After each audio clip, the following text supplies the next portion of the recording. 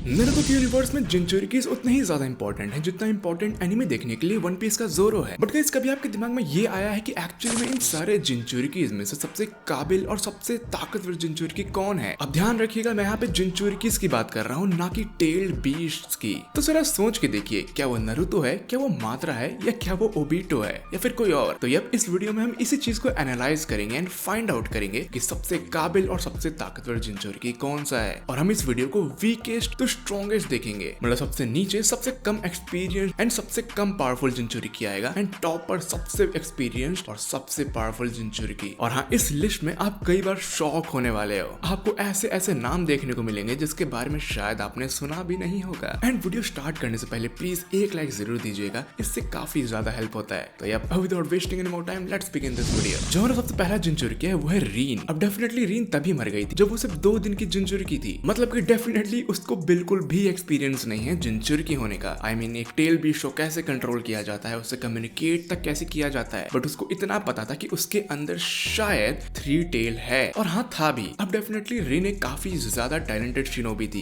काफी ज्यादा अच्छी हीलर थी। इनफैक्ट उसको कई दिनों तक टॉर्चर करने के बाद भी उसने लीव विलेज की कोई भी इंटेल किसी को नहीं बताई। यही चीज ये प्रूव करती है कि रीन कितनी ज्यादा टैलेंटेड शिनोबी थी, लेकिन इससे वो बहुत ज्यादा काबिल जिनचुरिकी प्रूव नहीं होती, एंड दैट्स व्हाई रीन सबसे नीचे है। अब इसके बाद आता है सैंड विलेज का बुनपोको। अब बुनपोको के बारे में मैं आपको एक फैक्ट बताना चाहता हूँ, ये हमारा नारुतो के यूनिवर्स का सबसे पहला जिनचुरिकी था।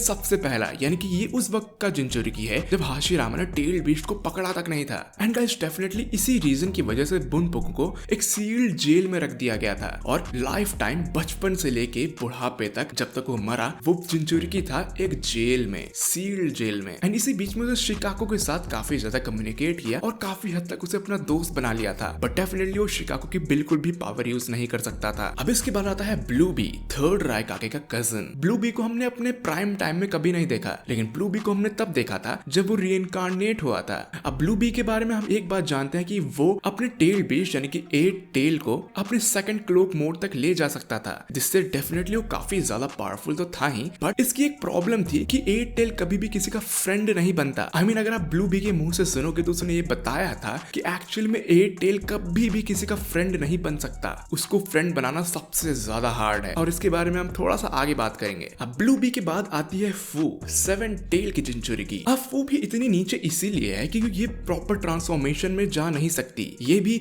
मैक्सिमम लेवल 2 ट्रांसफॉर्मेशन तक जा सकती थी, बट हाँ, फू ब्लू बी से ऊपर इसलिए है क्योंकि ये एक्चुअली में उन कुछ जिनचुरिकीज में से एक है जो टेल बीस्ट की पावर यूज कर सकती है बिना टेल बीस्ट में कन्वर्ट हुए। अब इसका एग्जांपल देता हूँ, फू बेसिकली उड़ सकती है अपने टेल बीस्ट का यूज करके, उसके विंग्स का यूज करके, बिना थोड़ा सा भी ट्रांसफॉर्म हुए। तो इससे आप ये अंदाजा लगा सकते हैं कि कितना अच्छा है। ये कुछ वैसा ही है जैसे किलर बी अपने टेंटिकल्स निकाल लिया करता था पीछे से, काफी इंटरेस्टिंग है। इसके बाद आता है उराकाता, यानी साइकिन द स्लग, यानी कि 6 टेल का जिनचुरिकी। अब डेफिनेटली यूराकाता भी ट्रांसफॉर्म नहीं कर सकता था, लेकिन ये भी उनको जिनचुरिकीज में से एक था जो अपने टेल बीस्ट की पावर यूज कर सकता था। अब ये पावर कैसे यूज कर सकता था वो मैं आपको बताता हूँ। बेसिकली यूराकाता बबल्स क्रिएट कर सकता था अपने जुत्सु का यूज करके, बट वो एसिड बबल्स यूज करता था जो कि साइकिन की पावर है। अब इससे आप अंदाजा लगा सकते हैं यूराकाता कितना ज्यादा एक्सपीरियंस टेल बीस्ट था। अब बेसिकली यूराकाता के लाइफ में काफी ज्यादा ट्रेजेडीज हुई हैं। बेसिकली उसके मास्टर ने उसके बॉडी से टेल बीस्ट को एक्सट्रैक्ट करना चाहा था, लेकिन उसने अपने मास्टर को ही मार दिया अनविलिंगली, एंड उसके बाद उसको हमेशा हंट किया गया। लास्ट में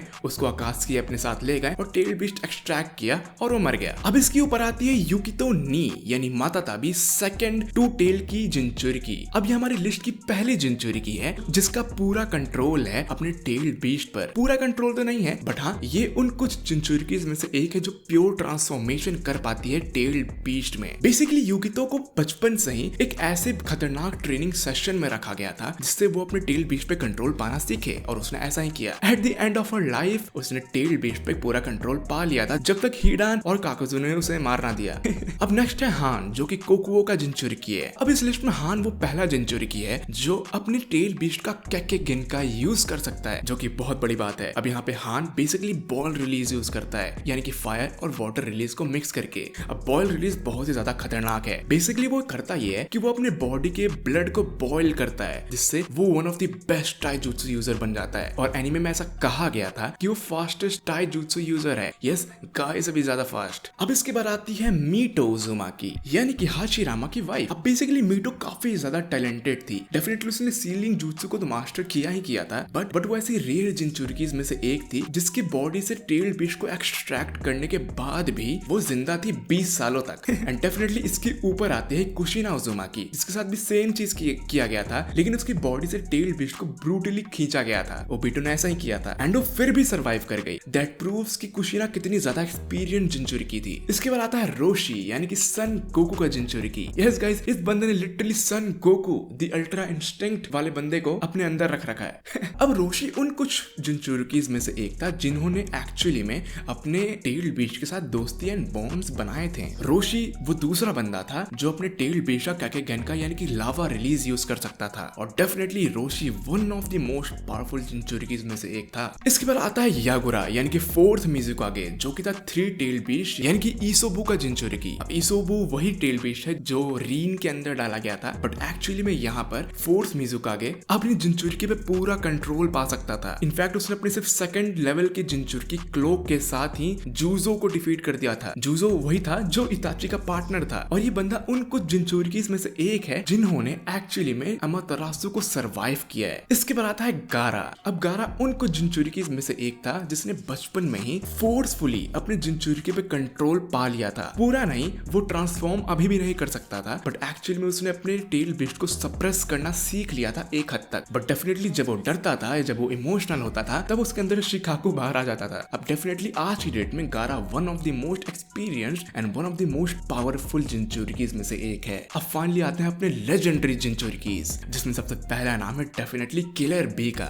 ये वो पहला बंदा था जिसने एक्चुअली में अपने जिंचुरिकी के साथ पूरी दोस्ती कर ली थी। और जैसा कि मैंने इस वीडियो के पहले भी कहा था कि एयरटेल को फ्रेंड बनाना सबसे ज्यादा हार्ड काम है, और किलर बी एक्चुअली में काफी ज्यादा एक्सपीरियंस जिंचुरिकी है। उसने ना सिर्फ अपने टेल बीच के साथ दोस्ती की, बल्कि वो उसके पूरे पावर को फुल पोटेंशियल में यूज कर सकता है नारुतो से पहले। यानी कि वो ऐसा पहला बंदा था जिसने अपने टेल बीच के साथ दोस्ती की थी, प्लस उसकी पूरी पावर यूज कर सकता था ट्रांसफॉर्मेशन के बाद भी एंड ट्रांसफॉर्मेशन के पहले भी। और इनफैक्ट किलर बी को देखकर ही नारुतो ने काफी सारी चीजें सीखी, और किलर बी नहीं, एक हद तक नारुतो को ट्रेनिंग भी दी थी। तो हम ये कह सकते हैं कि किलर बी अगर नहीं होता तो हो सकता है नारुतो भी कभी कुरामा को अपना दोस्त नहीं बना पाता। और गाइस, अगर आपको याद होगा, जब नारुतो ने फोर्सफुली कुरामा का चाकरा लिया था, तब एक्चुअली में हमारे किलर बी ने ही नारुतो की हेल्प की थी, याद होगा अगर आपको तो। इसके बाद आते हैं ओबिटो एंड माद्रा उचिहा, जो कि 10 टेल के जिंचुरिकी थे। अब आप लोग बोलेंगे कि भाई ये लोग तो बहुत ही कम टाइम के लिए, यानी कि सिर्फ 12-11 घंटे के लिए जिंचुरिकी थे, तो इनको इस लिस्ट में इतना ऊपर क्यों? तो इसका रीजन ये है कि ये लोग बिल्कुल भी एक्सपीरियंस नहीं थे। इनके अंदर बचपन से टेल बीस्ट को नहीं डाला गया था। इनके अंदर सबसे पावरफुल एंड सबसे ब्रूटल टेल बीस्ट डाला गया, और तब भी इन्होंने एक्चुअली उनको कुछ सेकंड्स में ही मास्टर कर लिया। अब मैं आपको एक फैक्ट बताता हूँ। कई बार होता यह है कि टेल बीस्ट को अगर किसी बंदे के अंदर सील किया जाता है तो चांसेस ये हैं कि वो बंदा सर्वाइव ही ना कर पाए। और यहाँ तो हम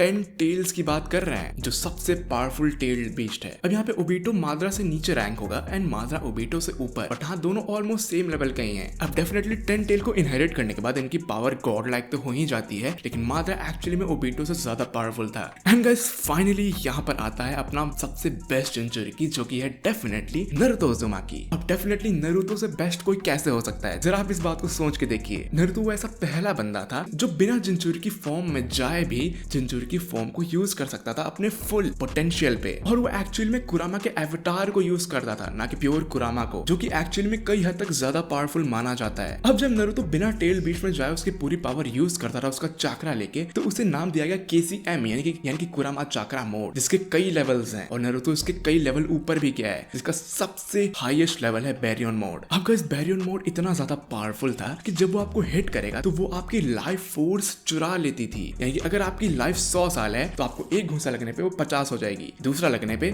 25, और ऐसे घटती जाएगी जब तक लास्ट में। बट क्योंकि मैंने नारुतो को टॉप पे रैंक किया है, इसका रीजन ये नहीं है कि उसने सिर्फ कुरामा को दोस्त बनाया, कि उसने सारे टेल बीस्ट को अपना दोस्त बनाया, और एक्चुअली में वो सबके लिए एक कॉमन कम्युनिकेटर की तरह काम करता था। वो जब भी चाहे टेल बीस्ट की मीटिंग बुला सकता था, जो कि डेफिनेटली काफी बड़ा फीट है, और ये कोई भी जिंचुरिकी नहीं कर पाया है। और ये उसने फोर्सफुली नहीं किया, दोस्त बना के किया, जो कि बहुत बड़ी बात है। वेल गाइस, आई थिंक मैंने किसी को मिस नहीं किया है, और मैं समझ सकता हूँ कि वो लोग बुरा ना माने। बट क्या गाइस, आप लोग बताइए कि ये बंदा एक्चुअली में कितना ज्यादा अच्छा जिंचुरिकी था और इसको इस लिस्ट में कहाँ रैंक किया जाना चाहिए था। और हाँ, इस वीडियो को एक लाइक जरूर दीजिएगा, इस चैनल को सब्सक्राइब कीजिएगा और मैं मिलता हूँ आपको अपने किसी नेक्स्ट वीडियो में एंड गुड लक।